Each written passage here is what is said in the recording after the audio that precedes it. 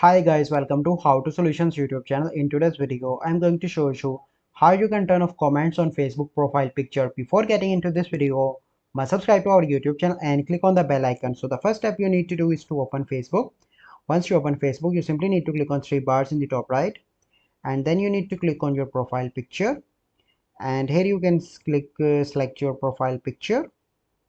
Okay, so you can open your profile picture. So let me open on view profile picture. Then you need to click on three dots on the top right, and here you can see that there is no option to turn off comments. So how you can do that? You simply need to click on edit privacy and click on see more and click on only me. Once you change the privacy, then no one will be able to comment on your profile picture. So this is a process by which you can turn off profile picture on Facebook, comments on Facebook profile picture. I hope you find this video helpful. If you find this video helpful, must like this video, subscribe to our YouTube channel for future videos. Well, see you in the next video. Thank you. Have a good day.